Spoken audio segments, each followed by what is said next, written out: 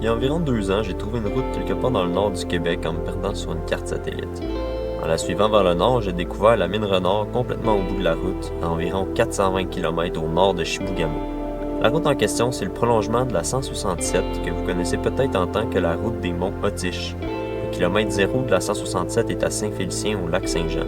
La route passe par Chibougamau puis Misticini avant de finir à la mine Renard au kilomètre 648. Quand on regarde sur une carte, la mine Renard est pratiquement en plein centre du Québec. C'est assez fou. C'est aussi le point le plus au nord accessible par la route à partir du Saguenay-Lac-Saint-Jean. C'est en plein mon genre d'expédition. En ce moment, je suis à Chibougamau, il est 10h30 le matin, puis je finis les derniers préparatifs sur ma vanne pour partir vers la mine. Normalement, le trajet prend environ 6 heures, mais moi, ça va me prendre pas mal plus de temps que ça parce qu'il faut que je filme cette vidéo-ci. J'espère arriver là-bas avant la nuit, sinon je dormirai en chemin. Entre Chibougamau et Misticini, la route est en asphalte en relativement bon état. Les paysages, c'est surtout des épinettes, puis des fois un lac quand on est chanceux. C'est 70 km, donc environ 45 minutes. Juste après l'intersection pour la route vers Misticini, il n'y a plus d'asphalte. Fait que là, c'est la route en gravier qui commence pour genre les 375 prochains kilomètres. Je pense que c'est ma nouvelle pancarte préférée.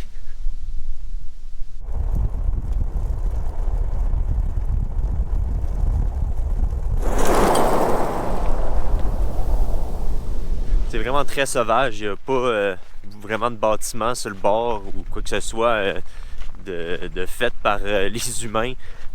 Ça arrive qu'il y a des petites cabanes de pêche puis de chasse, mais c'est très rare. En général, c'est juste la nature. J'ai peut-être croisé 5-6 véhicules à date. Je me suis arrêté, je viens de finir de dîner, puis là, je vais commencer à préparer mon souper. Si vous êtes des fans de longue date, vous allez peut-être vous rappeler de ça. Donc, c'est un croque-pot que j'ai acheté en 2022. Je l'ai utilisé dans une vidéo où j'allais faire du snow à Stoneham puis au Mont-Sainte-Anne. Puis j'ai essayé de me faire un chili dedans, puis ça n'a pas super marché. Finalement, c'était parce que mon inverter n'était pas assez puissant, fait qu'il chauffait pas. Mais là, depuis, je l'ai retesté, puis il fonctionne bien. Fait que là, je vais préparer mon souper, puis je vais le faire chauffer dans le croque-pot pendant que je roule. Si vous connaissez Foresty Forest aussi, il y en a eu un comme ça pendant longtemps, puis c'était un peu l'icône de sa chaîne pendant un bout de temps. Fait que je me suis trouvé une recette de stroganoff végétarien à base de champignons. Fait que j'ai déjà coupé des champignons portobello. Je vais mettre ça là-dedans. J'ai aussi des champignons crémini que je vais mettre dedans pour avoir 2 variantes de champignons. Un oignon. 3 gousses d'ail. Les 2 seuls assaisonnements, c'est du paprika fumé puis un cube de bouillon de légumes. Je suis un peu sceptique, on dirait, mais je suis curieux de voir ce que ça va donner. Ça, faut que ça cuise 4 heures. Là, il est 2 heures, fait que comme je suis pas sûr encore à quelle heure je vais m'arrêter de rouler ce soir, je vais pas le partir tout de suite, mais il va juste me manquer à verser de l'eau puis à le partir à l'eau pendant 4 heures. Je viens de passer le kilomètre 400, la mine était au kilomètre 640. Puis ce matin, à Chibougamau, j'étais au kilomètre 280, je pense, autour de ça. À date, ça va bien, la route est belle, il n'y a pas de nid de poule, il n'y a pas de planche à laver. J'ai croisé quelques personnes, pas tant que ça non plus, peut-être 2-3 véhicules. D'ici 15 km environ, je vais arriver à la fin officielle de la route à côté du lac Albanel.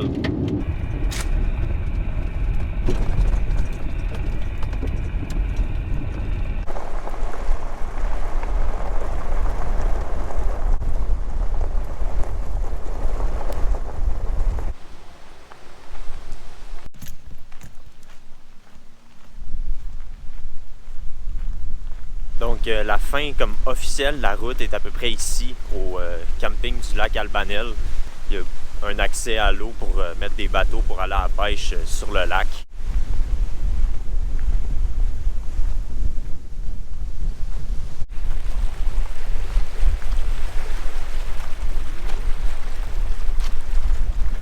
Il y a quand même des bonnes vagues là, pour un lac. Ça doit être parce qu'il y a quand même beaucoup de vent aujourd'hui. Le lac Albanel, c'est déjà quand même un gros lac, mais il est à côté du lac Mistassini, qui est le plus gros lac naturel au Québec. Le petit chemin qui part de la route 167 puis qui va ici jusqu'au camping du lac Albanel, il se sépare à la fin. Puis comme la fin de la route est là, puis si on tourne à gauche, il y a le camping. Fait que là, je viens d'aller voir le camping, là, je vais aller voir la fin officielle de la route. J'ai dit officiel, mais le kilométrage est vraiment fait jusqu'à la mine Renard, avec les pancartes sur le bord puis tout. C'est juste que quand on regarde sur Google, la route en jaune s'arrête ici.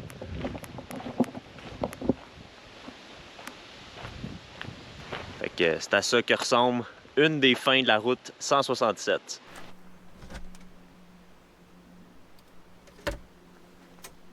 Fait que c'est parti. Tantôt j'ai dit que c'était 4 heures à l'eau, finalement c'est 4 heures à high.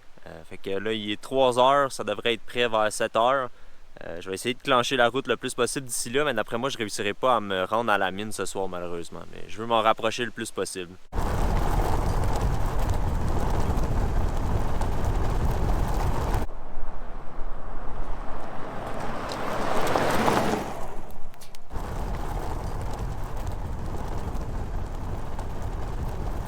Ça fait environ une dizaine de minutes que je roule dans ce qui était une forêt. Toutes les arbres sont brûlés. Je sais pas ça a brûlé quand. Je me demande si c'était pas dans la grosse saison de feux de forêt qu'on a eu à l'été 2023. C'est toujours désolant à voir. Ça fait des dizaines de kilomètres que je roule là-dedans, puis je vois pas le bout non plus. Là. Fait que c'est tellement une grosse étendue qui a brûlé. C'est vraiment triste.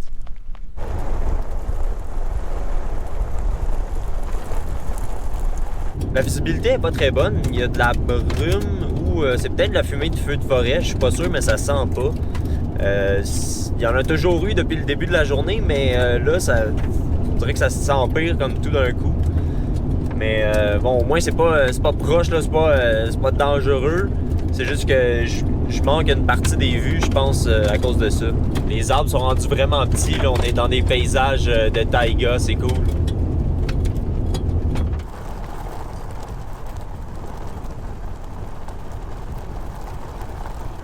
J'en ai pas parlé sur le coup pendant la vidéo, mais j'ai eu beaucoup plus d'informations par après, donc je fais une petite capsule complémentaire. Rendu environ à ce moment-ci, il y avait 2 pick-up arrêtés sur le bord, puis il y a un gars qui m'a fait signe d'arrêter. Bon, j'étais un peu méfiant au début parce qu'on était les seuls au milieu de nulle part, mais bon, finalement c'était bien correct.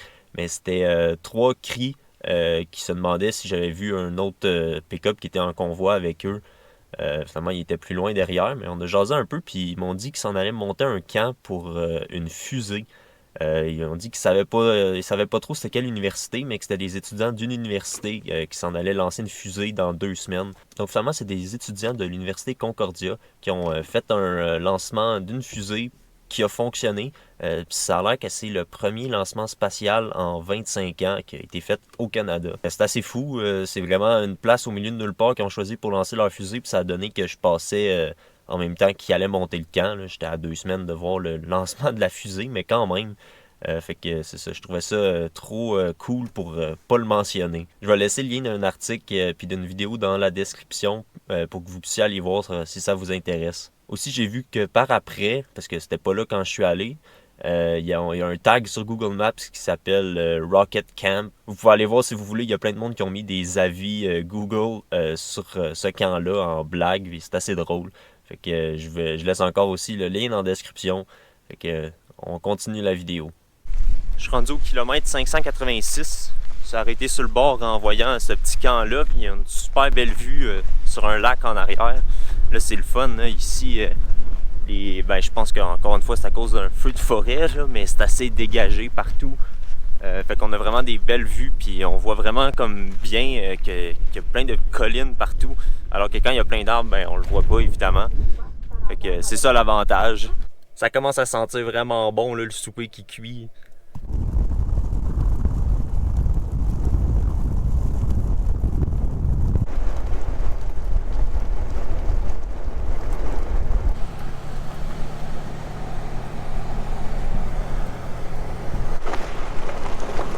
Je m'en vais vers le camp 510, qui est au kilomètre 510, pour aller faire le plein d'essence. Là, j'étais à la moitié de mon réservoir de vannes, puis avec ce que j'ai sur le toit, je suis capable de faire un autre plein de vannes. Je serais probablement correct pour retourner à Chibougamau, mais ça serait vraiment flush. Fait que j'aime mieux y aller safe puis remplir ici.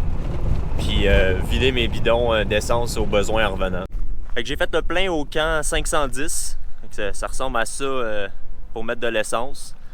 C'est un camp juste avec des chambres, fait que c'est différentes équipes qui viennent rester ici, tout dépendamment de ce qu'ils ont à faire. Là, en ce moment, c'est des géologues du gouvernement qui sont là, ils font de l'étude de roches dans le coin. Des fois, c'est juste des travailleurs qui entretiennent la route. Donc c'est ça, c'est vraiment un camp pour loger un peu n'importe qui dans le coin, là, pas nécessairement des touristes, mais des travailleurs. C'est gros quand même, je savais pas. Il y a 20 chambres ici, puis il y a un autre camp proche de la mine Renard qui a 30 chambres, qui est un petit peu plus gros. Puis c'est comme les deux plus gros camps sur le bord de la route. Le monsieur qui m'a mis de l'essence, c'est un vieux monsieur, il habite ici à temps plein pendant l'été, puis c'est lui comme qui entretient la place, là, c'est le boss du camp. Il m'a aussi dit que la fumée qu'on voit, c'est de la fumée de feux de forêt, mais c'est les feux de l'Ouest, parce qu'il y en a presque pas au Québec cette année.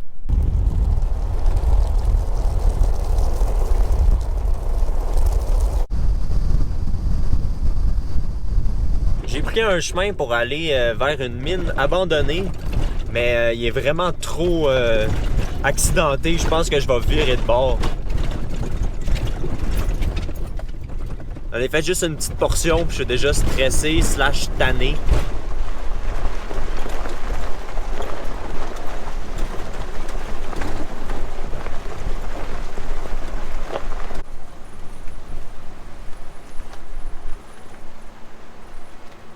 Ouais, non, je vais virer de bord, ça a juste pas de sens. Il y a tellement de roches qui ressortent, c'est super chaotique. C'est vraiment pas le fun à rouler. Dans le fond, ce que je veux aller voir, c'est le projet de mine Matouche. Ça a jamais vu le jour parce qu'en 2013, le gouvernement a refusé de renouveler les permis à la compagnie Strateco. Fait que c'est comme des installations. Je sais pas vraiment c'est quoi qu'il y a, j'ai pas trouvé de photos, puis par satellite on voit qu'il y a quelque chose, mais je sais pas c'est quoi. Fait que c'est pour ça que j'aurais été curieux d'aller voir, mais pas assez curieux pour me taper ce chemin-là. J'ai comme fait le tiers, puis je suis plus capable. Là. Fait que peut-être en revenant demain si je suis pas trop tanné, mais honnêtement ça m'étonnerait. Il y a une pancarte dans la fenêtre qui dit que c'est à quelqu'un de Mysticini. Fait que ça doit être genre son camp de chasse.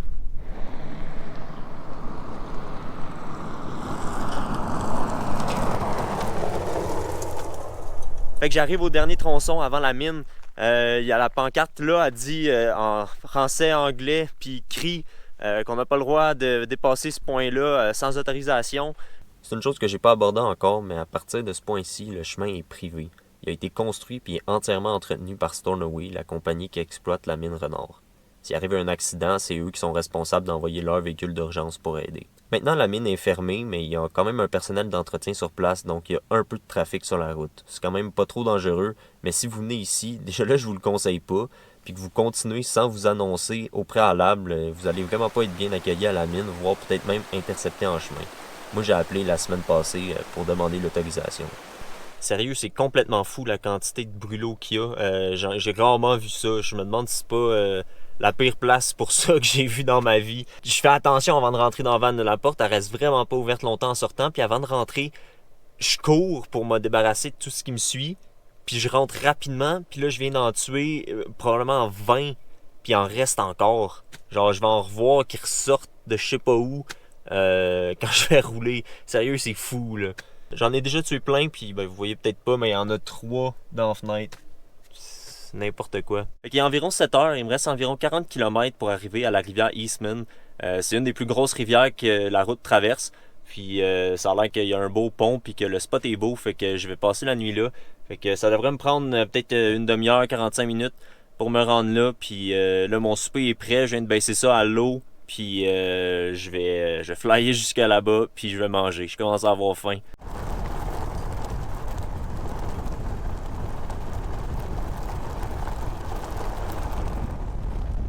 J'arrive dans les monts Otish. C'est dommage que la vue soit pas plus dégagée parce que c'est vraiment beau. C'est comme une barrière de montagne devant la route.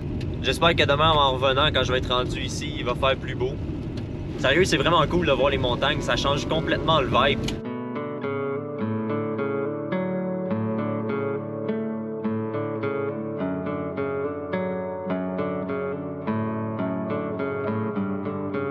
Là, je suis vraiment rendu dans les monts Otish.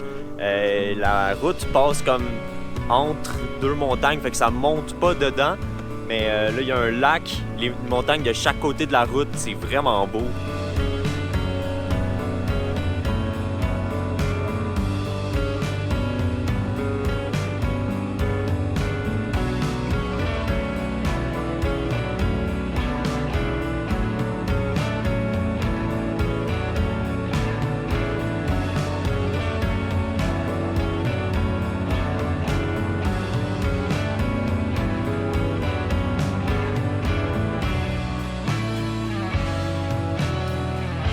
Je suis arrivé à mon spot pour la nuit sur le bord de la rivière Eastmain.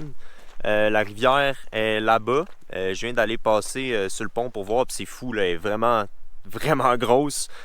Comparé à toutes les autres rivières que j'ai traversées à date, là, c'est souvent quasiment des ruisseaux.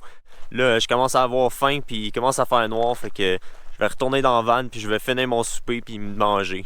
Fait que mon souper, il est là, il est prêt. Il me manque juste à faire du riz pour aller avec ça.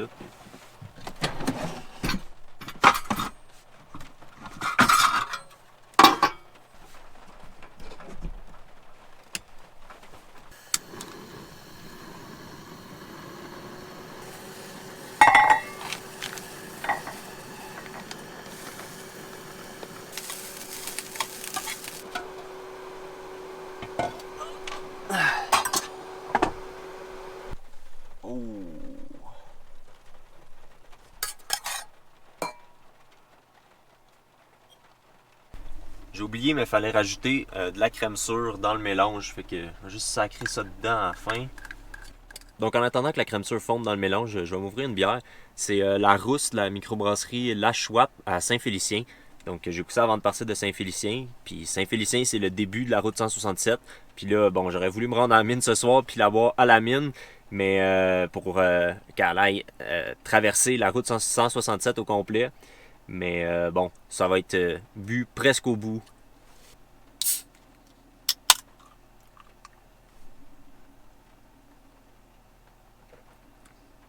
Oh. Ah ouais. Après une grosse journée de route de même, là. Ah, ça fait du bien.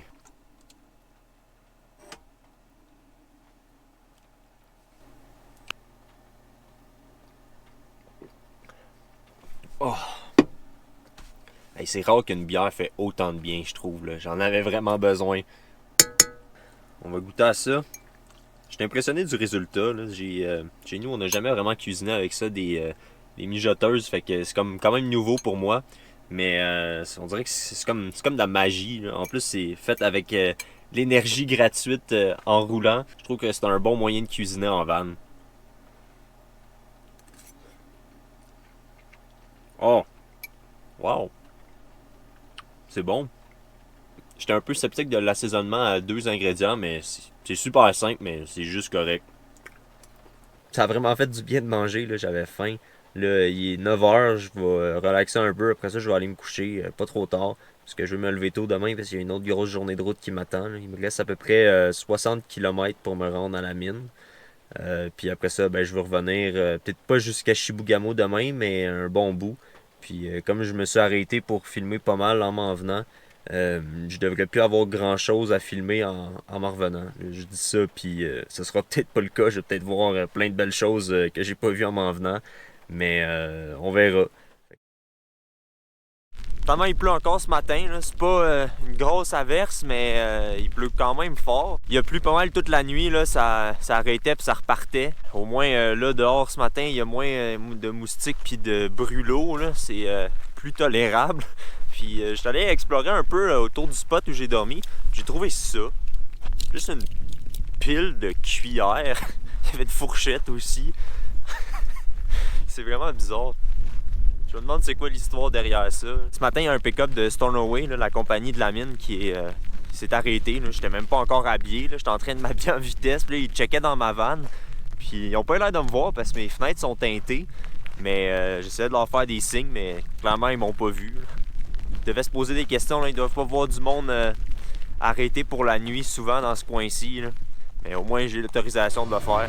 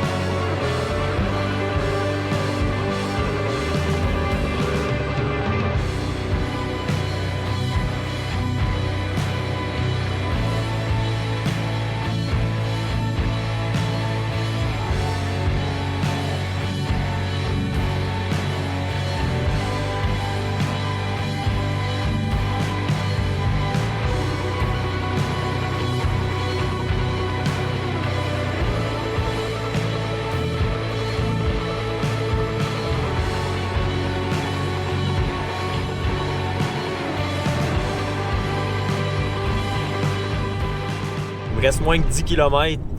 Je suis comme un peu déçu de bientôt arriver parce que ça va bien, puis la route est belle, les paysages sont beaux. J'aurais pu en prendre encore plus, mais bon, il me reste quand même le retour, là, au moins 6 heures de route. Fait que ça, c'est l'aéroport, fait que les fly-in, fly-out, tous les travailleurs, ils arrivaient directement là.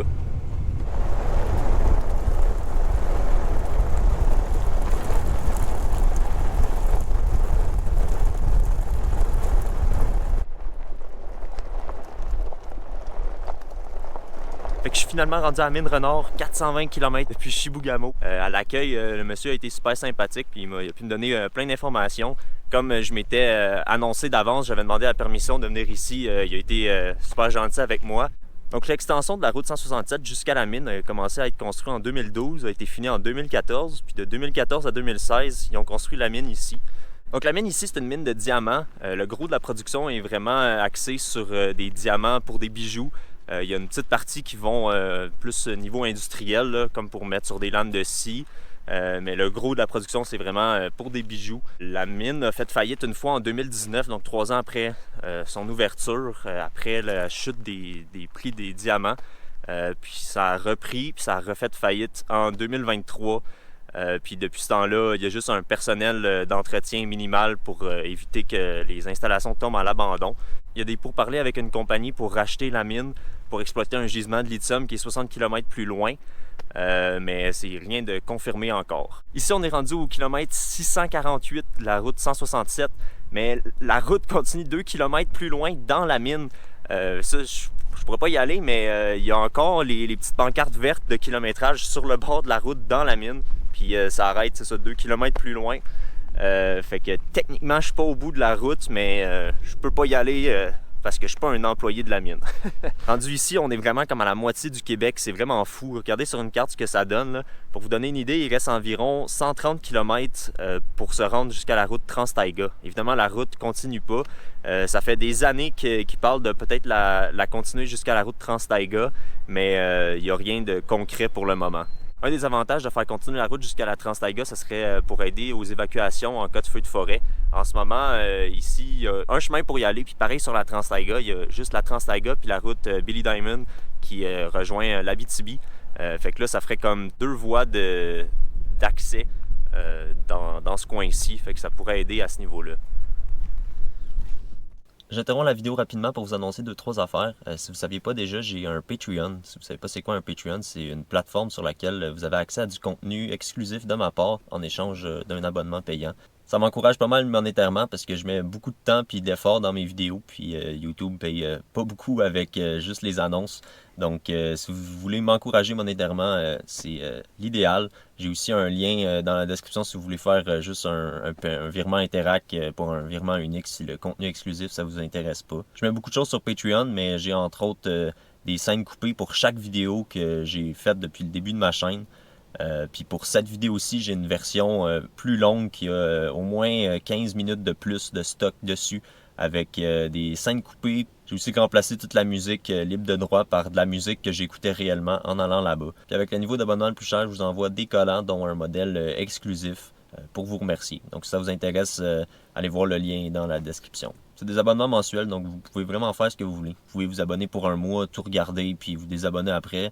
Ça me dérange vraiment pas. En parlant de collants, si vous ne saviez pas, j'ai des collants avec ma vanne dessus. J'ai vendu 2 $ chacun, livraison incluse. Puis sinon, j'ai aussi des macarons, 2 $ chacun, livraison incluse aussi. J'essaie quelque chose, voir si ça pogne. J'ai fait une série limitée de macarons uniques à cette vidéo-ci. Il y en a 10 de chaque, puis j'en referai plus d'autres après. Ceux-là, je les vends à 5 $ chaque, livraison incluse encore une fois. Il y en a un des deux qui c'est ma vanne avec la pancarte de la route 167, puis l'autre c'est aussi ma vanne avec la pancarte du kilomètre 553. Donc si ça vous intéresse, écrivez-moi par courriel ou sur Instagram. Si vous vous demandez un peu quoi faire avec ça, un macaron, moi j'ai trouvé une bonne solution. J'en ai piqué plusieurs dans mon plafond de vanne, puis ça tient bien. Fait que, vous pouvez faire ça si vous voulez. Donc sur ce, on retourne à la vidéo. C'est le fun, le soleil est sorti juste avant que je parte, fait que j'ai pu prendre des belles images. Là, je vais prendre le chemin du retour pour retourner vers Chibougamau.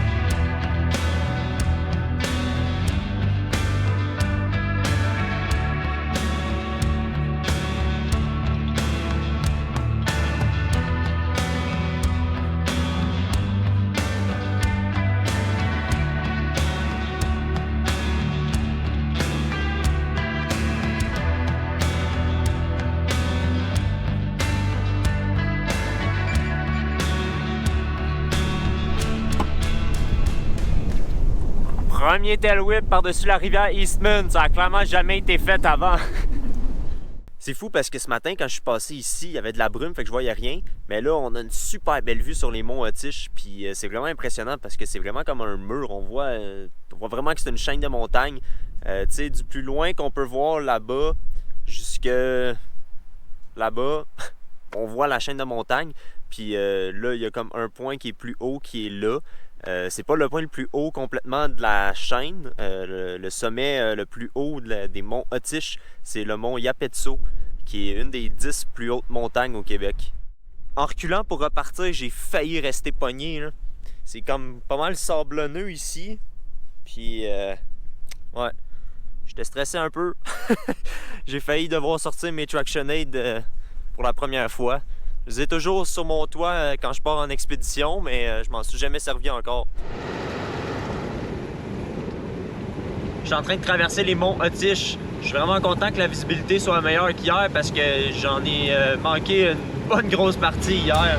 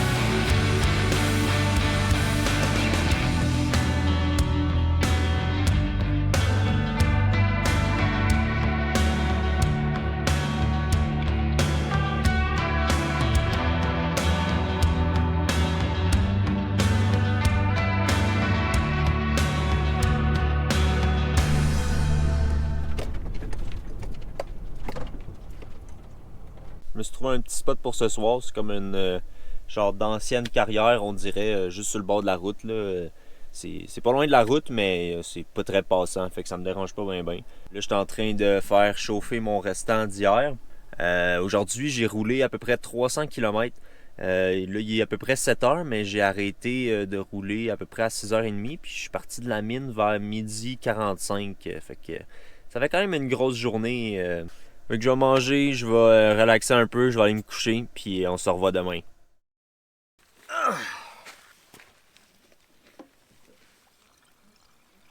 Il fait pas froid ou il menace pas de pleuvoir. J'ai mon manteau juste pour me couvrir parce qu'il y a trop de moustiques. Ici, en tout cas ce matin, c'est vraiment des moustiques. C'est pas des brûlots ou des mouches à chevreuil.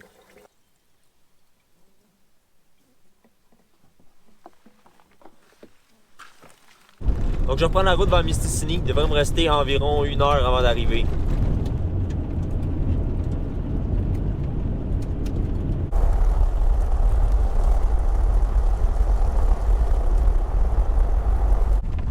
L'intersection vers Mistassini, le retour sur l'asphalte, la fin du fun.